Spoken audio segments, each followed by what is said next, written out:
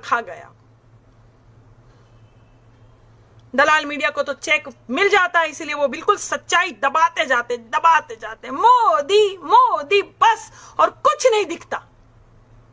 और ये जो आईटी सेल वाले और ये जो गाली देने वाले कितना कमाते हो यार तुम लोग तलवे चाटने के, कितना कमाते हो? हाँ, ये मैं आपको पूरा रीज़न बताऊंगा और किस प्रकार से दोस्तों इंडियन मीडिया नेपाल में भारत के प्रति हेट फैला रहा है, जिससे क्या हो रहा है, हमारे रिलेशन जो बिगड़ रहे हैं उसको और बिगाड़ने का ये काम कर रहा है। तो चलिए इस वीडियो को स्टार्ट करते हैं।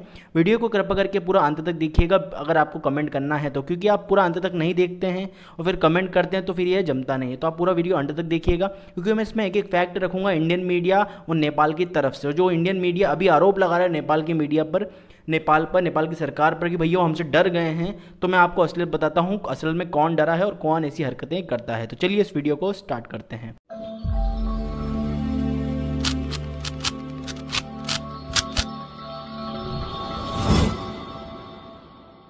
दोस्तों सबसे पहले हम बात करते हैं कि नेपाल ने हमारे न्यूज़ चैनल को बैन ही क्यों किया, नेपाल को ऐसा क्या हो रहा था। दोस्तों आप देख रहे हैं भारत और नेपाल के बीच में पिछले कुछ महीनों से जब से ये मैप इशू पास हुआ है, दोनों देशों में खटास बढ़ती जा रही है।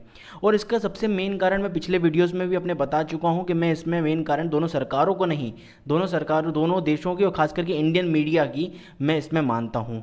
भारतीय जो मीडिया है वो जब भी इस पर बात कर रहा है वो बिना फैक्ट के बात कर रहा है, बिना स्टेटमेंट के बात कर रहा है। उल्टा वह किसी देश के प्रधानमंत्री और उसके कल्चर या फिर उसको अपमान कर रहा है। यानी एक तरफ बोलता है कि चीन के इशारे पर, हर बात पे बोलेंगे चीन के इशारे पर काम कर रहा है। इसके अलावा कुछ और चीज़ें जैसे कि फेक न्यूज़ नेपाल के प्रति, नेपाल में कई ऐसी चीज़ें देखेंगे, बॉर्डर में जो फायरिंग हुई है उसमें भारत का एक नागरिक जब मारा गया है, लेकिन उसमें उन्होंने सच्चाई नहीं बताई कि असलियत क्या थी।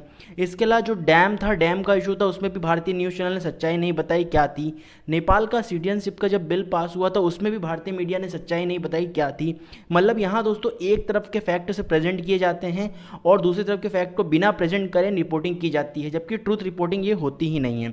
इसके अलावा दोस्तों मैं आपको बता देता हूँ कि नेपाल के प्राइम मिनिस्टर के लिए इन्होंने इतने गंदे गंदे वर्ड यूज़ किए हैं कि अगर वो हमारे देश में भी अगर कोई कर रहा होता तो मैं खुद उस पर बैन कर देता। एग्जाम्पल जैसे आप देख रहे हैं नेपाल में अभी थोड़ा राजनीतिक अस्थिरता का माहौल है। वहाँ दोस्तों नेपाल के प्रधानमंत्री चीन के एम्बेसडर से मिले। अब यहाँ के न्यूज़ चैनल की देखिए, न्यूज़ छोटे छोटे न्यूज़ में आया तो कोई बड़ी बात नहीं, लेकिन एक नेशनल न्यूज़ ने नेपाल के प्रति, इसको स्टडी IQ ने भी कवर किया है, नेपाल के प्रधानमंत्री और चाइनीज़ एम्बेसडर में क्या संबंध बताने की कोशिश की है। मतलब आपको थोड़ा अंदाज़ा भी है कि आप क्या कर रहे हैं, किसी देश के प्रधानमंत्री पे इतना अपमान कर रहे हैं। इसी चीज़ को अगर आप उल्टा कर लें, मान लीजिए नेपाल मीडिया मोदी जी के बारे में ऐसा बोले तो आपको कैसा लगेगा। तो यहाँ जो इंसल्ट की जा रही है ये एक पीक पॉइंट हो चुका। तो हमारा क्या मीडिया बिल्कुल बचकानी हरकतें करता है। स्टेटमेंट आपको जारी करना है तो एक फैक्ट के साथ प्रेजेंट कीजिए, तो वो बेहतर रहता है। लेकिन आप उस चीज़ को, नेपाल उसके इशारे पे काम कर रहा है, नेपाल में वो चल रहा है। इसके अलावा दोस्तों हेट स्पीच फैला रहा है। नेपाल में भारत को कभी भी हेट नहीं किया जाता, चाहे कितने बड़े मैटर हो। 2015 का ब्लॉकेट तक हुआ था तब भी नेपाल में हेट हुआ था, लेकिन इतना हेट नहीं होता जो इस टाइम हुआ है। और उसका पूरा का पूरा मैं जिम्मेदार जानता हूँ ये इंडियन मीडिया है। क्यों, थोड़ा नेपाल का हाथ हो सकता है, लेकिन मैं इंडियन मीडिया को उसको बढ़ाने में, ध्यान रखिए हेट तो है लेकिन हेट को बढ़ाने में इंडियन मीडिया का हाथ था। यहाँ दोस्तों नेपाल में जितने भी इंडियन मीडिया हैं सब देखे जाते हैं। वो जब वो इस चीज़ को देखते हैं तो उनके मन में क्या क्या ख्याल होता है कि उनके गोरखा जो सैनिक है हमारे भारत में रहते हैं, कई नेपाली जो लोग हैं वो भारत में रहते हैं। जब वो चीज़ को देखते होंगे कि हम जिस देश में कर रहे हैं, मेहनत कर रहे हैं, उसी देश में हमको ऐसी गालियाँ दी जा रही हमारे देश को, तो कैसा लगेगा। तो इस प्रकार से हेट फैलाने का काम न्यूज़ चैनल पे, देखिए एक मैं वीडियो से बता देता हूँ, वीडियो देखिए इनका, सुधीर चौधरी जी का फैलाया जा रहा है इंडियन मीडिया द्वारा। और आज के समय इंडियन मीडिया ने सारी लिमिट्स क्रॉस कर दी हैं। हमारे प्रधानमंत्री पर बहुत ज़्यादा खराब कवरेज आई है, हम इसको बर्दाश्त नहीं करेंगे, इसलिए हम इंडियन मीडिया को अपने देश में बैन कर रहे हैं। अब यहाँ पे आपका प्रश्न होगा कि इंडियन मीडिया ने ऐसी क्या कवरेज कर दी कि नेपाल के प्रधानमंत्री इतने गुस्सा हो गए कि इंडियन मीडिया को बैन कर दिया। वेल देखो, पिछले कुछ हफ्तों में इंटरनेट में एक कॉन्स्पिरेसी थ्योरी फैलाई गई कि जो चाइनीज एम्बेसडर हैं टू नेपाल, इन्होंने हनी ट्रैप कर लिया है नेपाली प्राइम मिनिस्टर को। अब ये जो कॉन्स्पिरेसी है ये बिल्कुल बेसलेस है, कोई ऐसा एविडेंस नहीं है कि ऐसा कुछ हुआ है। अब ज़्यादातर जो ऐसी कॉन्स्पिरेसी थ्योरीज होती हैं ये इंटरनेट तक ही सीमित रहे, ठीक रहती है। मैंने भी देखा था कि कुछ बचकानी कमेंट्स नीचे आती थी वीडियो में कि सर आपने ये तो मेंशन किया ही नहीं। जबकि देखो अगेन, अगर एक कंट्री अपनी फॉरेन पॉलिसी किसी दूसरी कंट्री के अगेंस्ट चेंज करती है रेडिकली, तो इसमें ऐसे इश्यूज का रोल ना के बराबर होता है।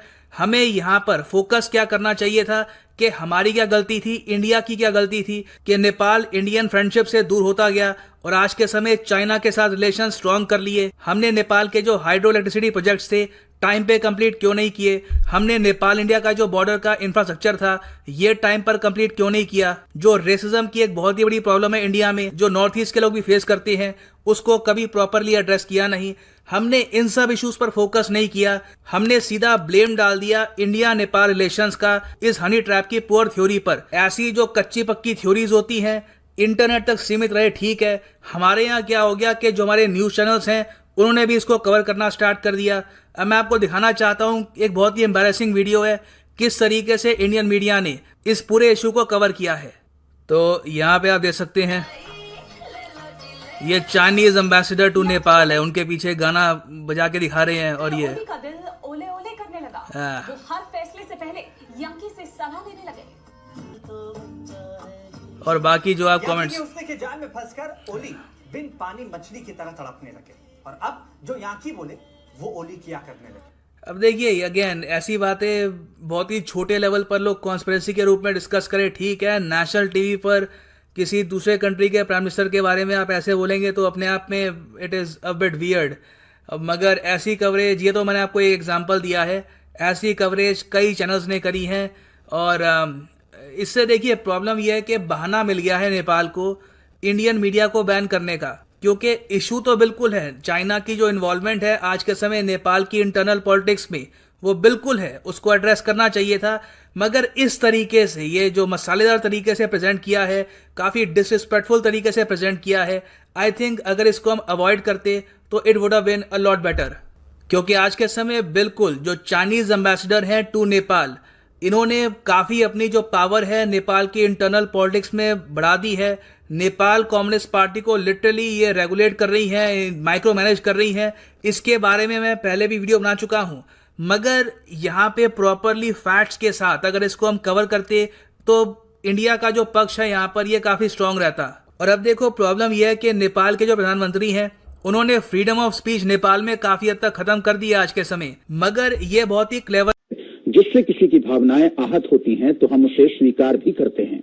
भारत और नेपाल के संबंध हमेशा मैत्रीपूर्ण रहे हैं। इसकी बुनियाद सांस्कृतिक, राजनीतिक और ऐतिहासिक तौर पर काफी मजबूत रही है। हम इस संबंध की अहमियत और जरूरत को समझते हैं। साथ ही हम नेपाल की जनता की भावनाओं का आदर भी करते हैं। एक जिम्मेदार चैनल के नाते हमारी कोशिश होती है कि संबंधों की ऊष्मा हमेशा कायम रहे। हमारे चैनल पर त्रुटि से प्रसारित कार्यक्रम ओली की इशकिया से अगर नेपाल की जनता की भावनाएं आहत हुई हैं तो हम खेद जताते हैं। साथ ही हम ये आशा करते हैं कि दोनों देशों के संबंध हमेशा मधुर बने रहेंगे और हमें नेपाल के दर्शकों का प्यार भी मिलता रहेगा।